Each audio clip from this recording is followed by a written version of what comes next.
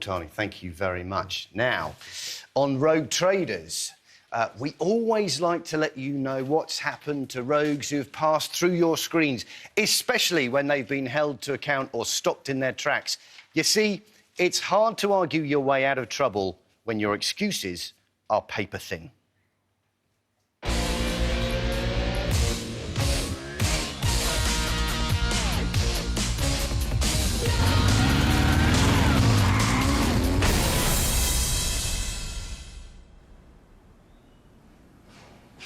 Hello, friends. Tonight, we're going to tell you about 4 firms we've previously featured on Rogue Traders, all of whom have now folded in different ways. Folded, you see. That's why it's appropriate that we've got Mark here from the British Origami Society. What's going to happen is I will explain the stories to Mark, and then he will illustrate them using the magic of origami, while accompanied by a lute. OK, Mark, first up, Westminster Recliners and Arise Mobility. We caught both these firms red-handed, pressure-selling beds and chairs to elderly and vulnerable people.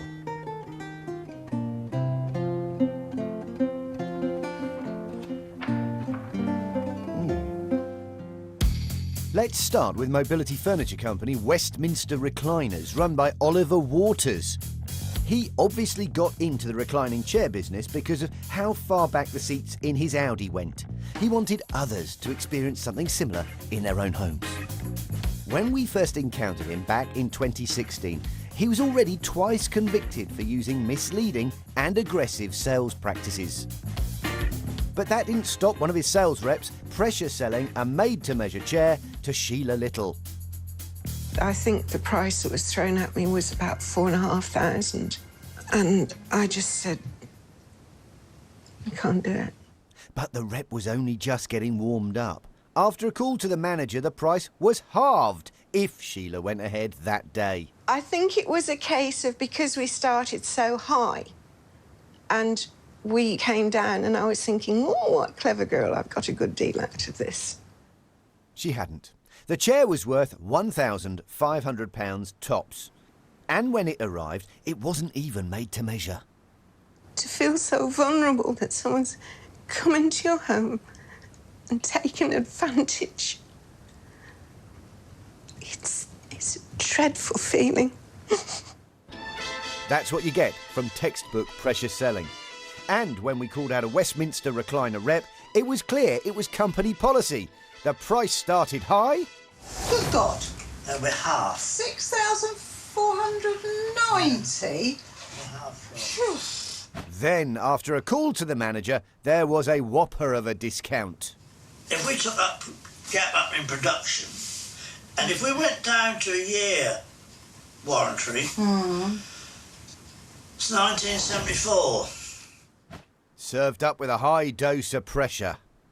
Can't you do, say, a cheque for 645? I'd rather ring you in the morning and let you know for sure. Our actress had to tell the rep she wanted time to think on 27 occasions before, after nearly 3 hours, he finally got the message and conceded defeat. And when we caught up with Westminster Recliners boss Oliver Waters, he claimed he was giving up too. You're not actually trading? Correct. You're stopping trading? That's correct, yes. As for Sheila, who'd been left with an overpriced and uncomfortable chair... Wow, Sheila, here we are again. I'm pretty sure this is the same chair that I was sitting in, but that one is definitely different. This is different. This is a replacement. I got my money back from the credit card company and I ordered this one from a mobility store. Tell me then about the price. How did that compare to Westminster Recliners? This one was $1,200. So it's half the price? Yes. Well, I'm very pleased for you, Sheila. It's lovely to see you again. You look, regal.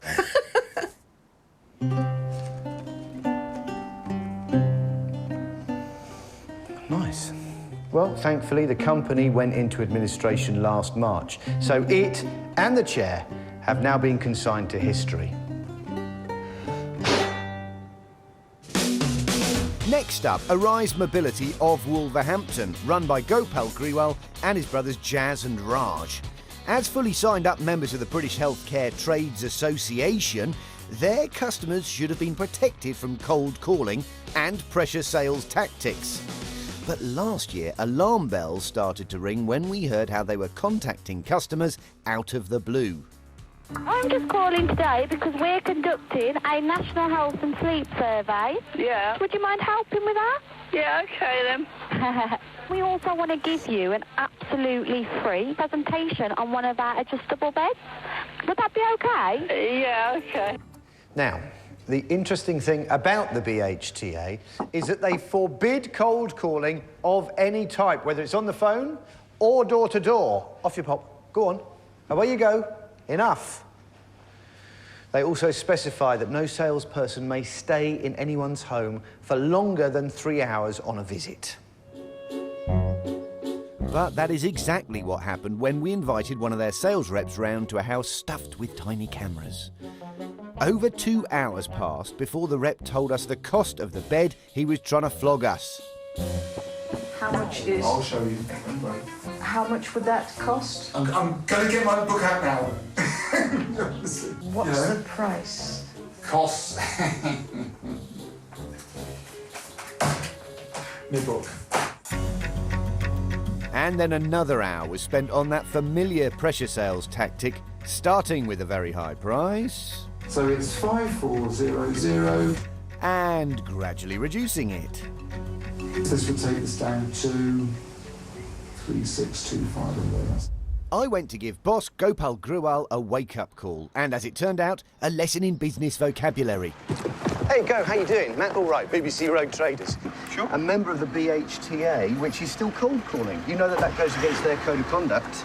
You're cold calling people in their homes, specifically the elderly and vulnerable. Not the elderly and vulnerable, but we do call them, yeah. Well, the people that you're dealing with typically will be people who are elderly and vulnerable. There's certainly the cases Not necessarily. that we've dealt with. We have a profile of customer, Yeah. which we feel that you obviously is suitable for our products, and we do call them, yeah. You cold call them. You cold call them. You don't know them beforehand, No, we don't know them beforehand. so that's cold calling. Jazz, how are you? And Gopal wasn't the only one who needed enlightening. Here's what operations manager Jazz had to say. I'll tell you what cold calling is. If I went to knock on a street of doors, I was knocking on the doors and I was speaking to each person. Okay, BHTA, just so we're clear, yes. in their guidelines, Yes. say cold calling Yes. by telephone. Let me get this right then. So, if somebody called you to said, you know, we do kitchens, for example. Yes. Is that not allowed? That's cold calling. Yeah, absolutely, that's not allowed. That lack of knowledge was to prove critical. In August 2017, the BHTA called Arise Mobility in for a disciplinary hearing. Cold calling, lack of pricing, transparency, and the amount of time they were spending in people's homes, all apparent breaches of their code of conduct. But 3 days before the date of the hearing, Arise Mobility chose to leave the BHTA and went into voluntary liquidation, folding. What have you got for me, Mark? Ooh, a rat. Explain your thinking. An unwanted house guest, hard to get rid of. So, 2 companies down, 2 left to curl up like flypaper. What else can the frenetic fingers of Mark fabricate? Don't go away. Everything will unfold in 15. We're employing the popular Japanese art of origami to show you how companies tend to fold up and fly away like the crane in autumn after they have an informal car park chat with me on Rogue Traders. We've already seen the decline of a couple of recliner companies. Now, it's time for a nasty sales firm who persuade you to paint your house to save hundreds on fuel bills. We gave them the boot, so cue the loot. Next, a company that would call the elderly and vulnerable in order to create a fantasy around their product. That fantasy made them part with hundreds or thousands of pounds. What have you got for me, Mark? Pick a colour. That one there. Mark has spent a lifetime increasing, while EnergySave spent its lifetime increasing its revenue by taking it from those who could ill afford it. I'm going to get your money. Watch out, old lady. Based in Ilkeston, Derbyshire, and run by boss Jason Rowan, EnergySave sold a dubious wall coating they claimed would save you big money on your heating bills. Audrey Wilson received a visit from them back in April last year, but she suffers from dementia and has no recollection of the salesman having called. Her son, Tony, told us about the visit. The first day they visited, the carer was here preparing my mum's meal when the salesman appeared at the door. And the carer explained to the man that my mother had Alzheimer's and she wasn't in a position to make any decisions, and they were to take her off their mailing list and to go away and not come back. So, despite the fact they were specifically told about your mum's Alzheimer's, this is not the house for you? Yes. What happened then?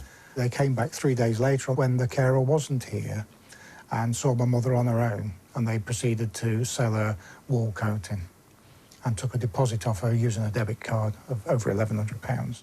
EnergySave left Audrey with a bill for £2,300 for completely unnecessary work. When I phoned the company on the Monday and said, you know, she had Alzheimer's, you know, it was a case of, well, so what, basically.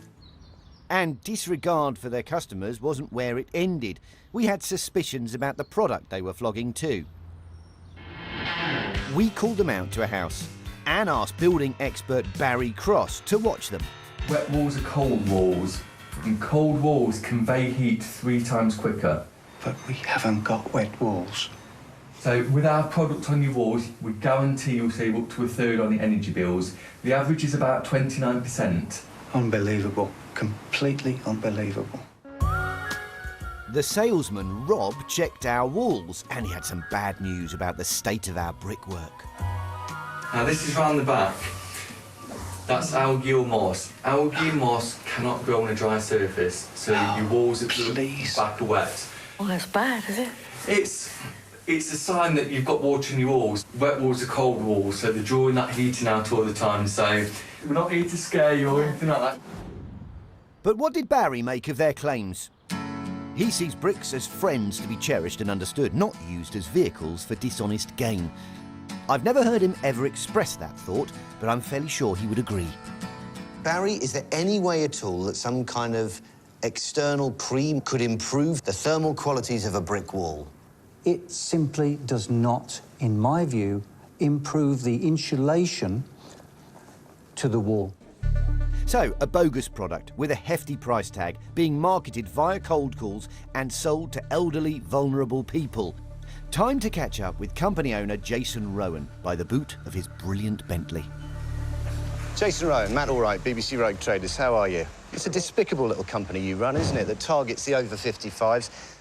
Thousands and thousands of Based on what? Why are they happy? We've got the satisfaction notes that they're happy with the product, they're happy with what it does, they're happy with the energy-saving bills. But you're massively misleading about the energy-saving bills because the product you have... It saves up to 30% on the energy bills. You can't possibly believe that. It's just not true. Well, we can prove it. It's a paint. It's a paint that goes on the outside. Your science is rubbish. Says you. Yes, says us, and also qualified experts. So what are you going to do about this company? I'm going to look into it completely. You've took me unawares, obviously. This is the first thing in the morning. No, this is happening every day. This is a culture. No, it's this not. is a culture, and that all comes back to you. In January, EnergySave went into voluntary liquidation. Boss Jason Rowan said that Rogue Traders had ruined its reputation. Oh, well. What have you got? Oh, I like it. A unicorn. Mythical product, mythical beast. 3 companies, then, who have folded quicker than a teenager's laptop after we investigated, which means they're out of business, or does it? We know that they can, as we say, rebirth. Choose folding as the easy way out and give themselves a chance to rebrand, start operating again behind a shiny new mask. We need you. Tell us when you spot old rogues pulling the same shenanigans, and we will be onto it like white on rice. In the meantime, when is a child's garden slide a kitchen work surface? Now for our last Rogue Traders company tonight, brothers whose computer repair company is done and dusted because they've been busted. One thing you must never mention to Mark, the idea of a paperless society. He gets very upset. Computers. Our next story is about 2 brothers who said that they would fix your PC for you. However, it didn't finish well. We had a massive standoff with their lawyers and they ended up behind bars. Take it away. Yes, back in 2012, we featured Click4PC, also known as Click Computers. Based in the West Midlands, they advertised across the country, giving the impression that they were a local service. We heard they'd been misdiagnosing and overcharging to fix people's PCs.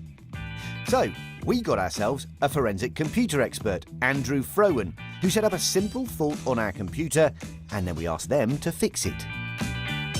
After fitting a £200 hard drive that we didn't need, we then found out that our new hard drive was anything but new. Clearly we've had a new hard drive put into the computer system, which was completely unnecessary.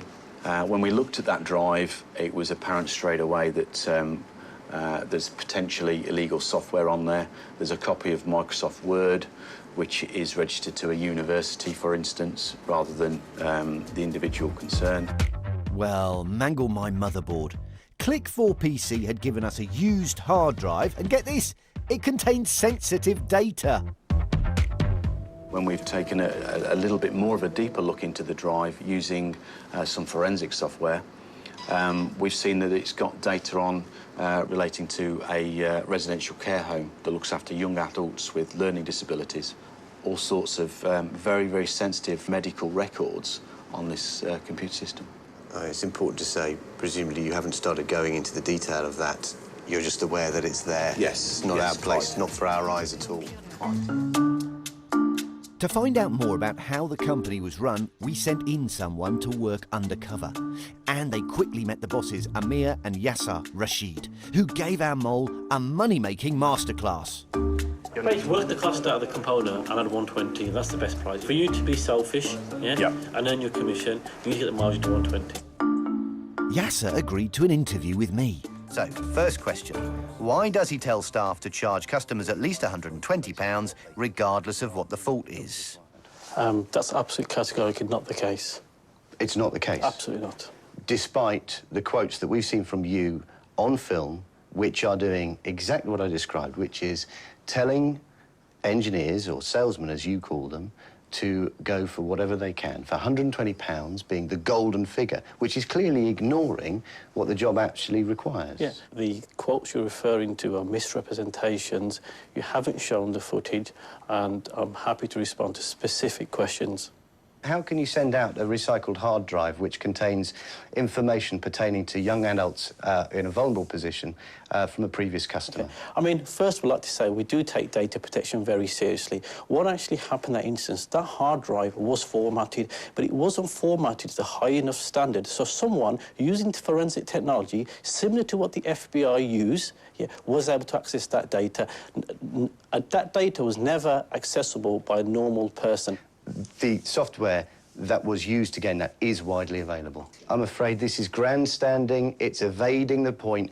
That's not the case. We've put clear allegations to you. You will see those allegations when the programme goes out, and it will be clear to everybody who's watching exactly the nature of your business. We weren't the only ones interested in Yasser and Amir. Because they traded as a national company, they'd attracted the attentions of National Trading Standards, led by Phil Page. We identified hundreds of different trading names or businesses that they were using in their advertisements, using 300-odd different addresses, false addresses all around the country. We identified 18 different advertising accounts. They were always just grabbing as much money as they possibly could. And it led to the agents being dishonest as well. And we've seen messages going to the brothers that talk about, for example, I've loosened her monitor cable, so she thinks her monitor's broken, and I've quoted her £120 for it. Laugh. So those were the type of individuals that we were dealing with. 3 years for Amir and 18 months for Yasser. That's what you get for conspiracy to defraud by false representation. You get a criminal record and you get proper time behind bars.